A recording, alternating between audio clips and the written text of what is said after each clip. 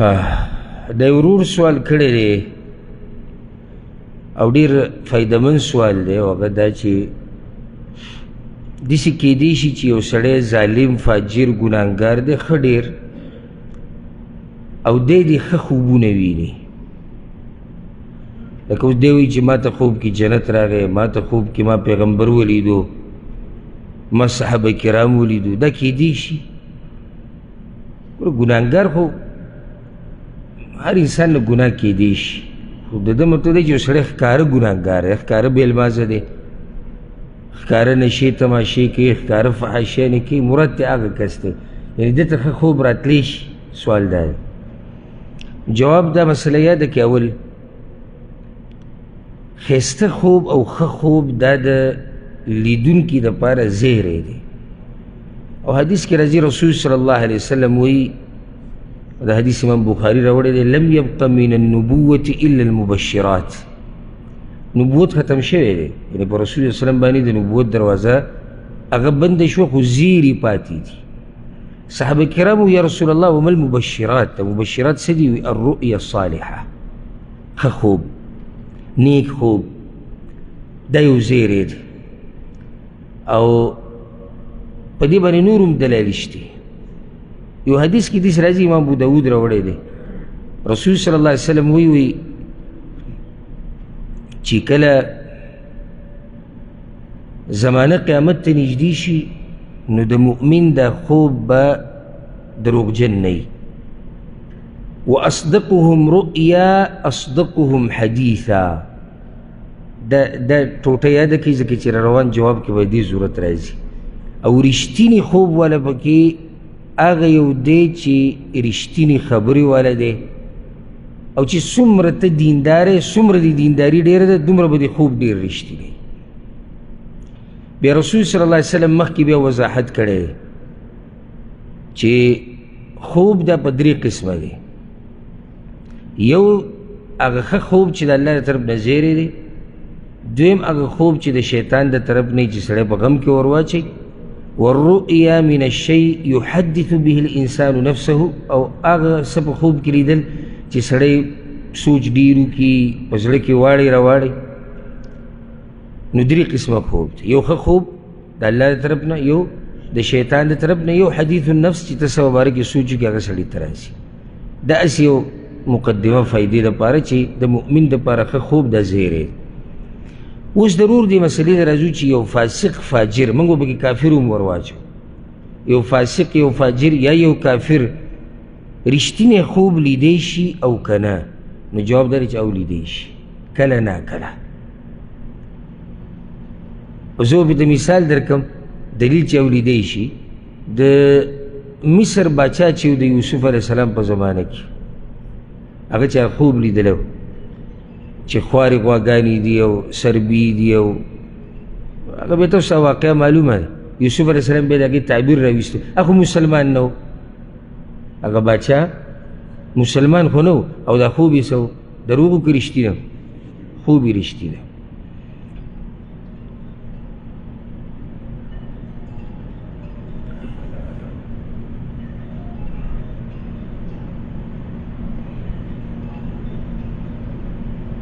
دې لږه څه دا کړنګه مزه ورکوي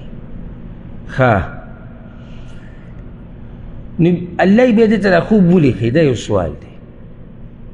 د سړی خو د الله دشمن دی الله سره دشمني کوي نو ده ته ولې دا ښه خوب راځي د هغې ډېرې وجې کیدی شي یوه کیدی شي د ده دپاره پکې یره وي یره ورکول مقصد وي چې نور د دې بېدینۍ نه بند شه کیدی شي د ده دپاره پکې زیری چې نږدې وخت کې به الله دله هدایت ورکوي او یا د الله د رانیوو یو طریقه یي الله اکبر الله دې موږ ساتي کله د الله د رانیوو طریقه دا یي چې سړی ښه بېدینه دی خوبونه ورته ښه راځي دی په دې خوبونو دوکه شوی دی چې ما ته چې دا ښه خوبونه راځي معنی ده چې زه په نیغه لار یم نو ښه په دې ګناهونو او کفر کې ورننوځي چې ښه تباه و برباد شي او یا د بل چا دپاره به یې لیدلی یعنې خوب خو ده ولیدو زیری پکې د بل یو نیکعمله سړي دپاره دی لکه یو سړی بېدینه دی ښه بېدینه دی او ما خپل پلار خوب کې ولیدو او هغه دا کول او هغه داسې کول او ښه ښایسته خوب یې خو د پلار دپاره ولیدو ده خو هغې کې زیری د چا دپاره دی د پلار دپاره دی نو ولیدو بېدینه زیری پکې د بل چا دپاره دی نو دا څلور پنځه وجې کیدی شي چې ده چې خوب ویني ښه او دا کله نه کله نو یا خو د ده دپاره پکې یره ده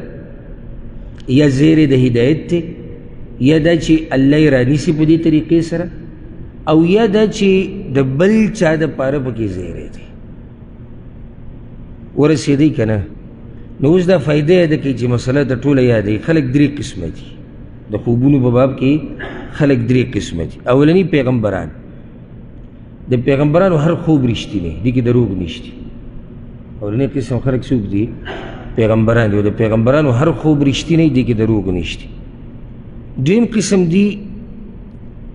نیکان خلک ښه نیکان خلک چې د انبیاو په نقش قدم روان دي نو د دوی اکثر خوبونه رښتیا وي اکثر خوبونه هغه رښتیا کله نا کله داسې خوب هم ویني چې تعبیر یې نه وي د دوی نه علاوه چې بیا کم دي نو هغوی ته ښه خوب هم راتلی شي او هغوی ته هسې بې فایدې خوب هم راتلی شي او هغه په درې قسمه یو هغه سړی دی چې هغه منځنی دی یعنی نه ډېر دینداره دی نه ډېر بېدینه دی خلطو عملا صالحا و آخر سیئه لکه قرآن کې چې الله وایي ښه عمل او بد عمل یې ګډوډ کړی نو ده ته د ده مباره کې موږ دا وایو چې ده ته ښه خوبونه هم راتلی شي ده ته ګډوډ هم راتلی شي ځکه چې هلته د ده دینداري هم ډېره نه ده دویم هغه دی چې مسلمان دی خو ښه ګناهګار دی نو د ده اکثر خوبونه بې معنی دي یا د شیطان د طرف نه او کیدی شي چې د ښه خوب ویني کیدی شي دریم قسم خلک کافران دي چې بالکل الله نه مني دوی چې ته شاذ و نادر کیدی شي ښه خوب ویني یا رښتینی خوب او په هغې کې هم د الله حکمتونه وي ونه رسېدی په مسله او دلیل په دې ټولو خبرو څه دی چې ما دومره اوږده خبره وکړه دغه حدیث چې ما اوس لږ ساعت مخکې ذکر کړو واصدقهم رؤیا اصدقهم حدیثا څومره چې یو سړی رښتینی دینداری دومره به یې خوب رښتینی نو بېدینو خلکو ته رښتینی خوب راتلی شي خو کله نا کله ولې الله دې بېدینو خلکو ته رښتینی خوب ښیي د هغې وجې ما د سوال د جواب په اوله کې ذکر کړي والله اعلم یو فایده ته ذکر کم دا ډېره اهمه خبره ده زموږ ټولو دپاره زما دپاره هم او ستاسو دپاره علما وایي الرؤیا تسر ولا تغر ښه خوب انسان لره خوشحالۍ خو په دوکه کې نه اچوي پوه شوي که نه څه مطلب شو ما به څوک پوه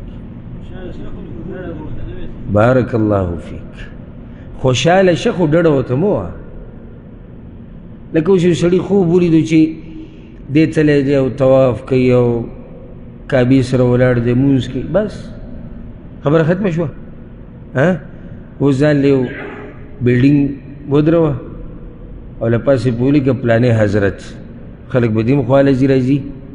او دم درود او تجارت هم شروع شو ولې ځکه چې سړي خوب لیدلی چې دی مونځ حرم کې کوي خوب مؤمن لره خوشحالۍ خو دوکه کې نه اچوي ځکه د امام احمد بن حنبل رحمه الله بارک راځي چې هغه پسې یو عالم ورغی ابراهیم الحمیدي دا ډېر نیک عمله سړی و ورته یې وي زما مور ستا باره کې خوب لیدلی امام احمد ته یې هغه وایي څه خوب یې لیدلی وایي داسې لیدلی داسې لیدلی ته په جنت کې نو دا خوب کې هغه دروغجن خو نه دی په خپله دا سړی هم نیک عمله دی مور هم دینداره ښځه ده او امام احمد بن حنبل باندې زمونږ ګمان دغه دی چې انشاءالله هغه څه دی جنتي دی ورته یې وي امام احمد ورته یې وي وروره دلته یو کس و سهل ابن سلامه نومې و او د هغه خواله به خلک دقه شرط وي چا به ورته ما په جنت کې لیدلی چا به ورته ما لیدلی چې د حوض کوثر وبس کې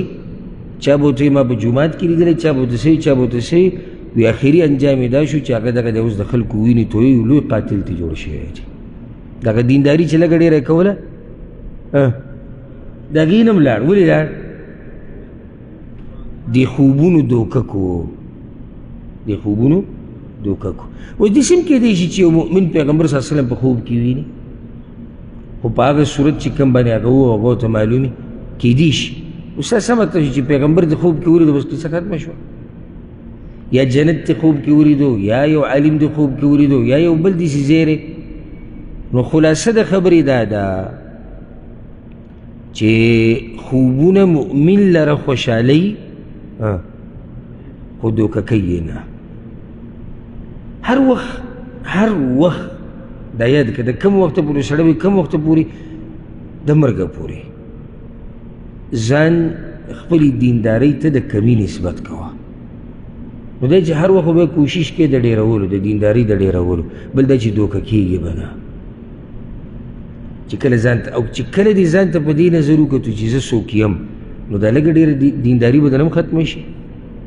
او په یو بله لار به روان شي الله دې زموږ د ټولو ایمانونو حفاظت وکړي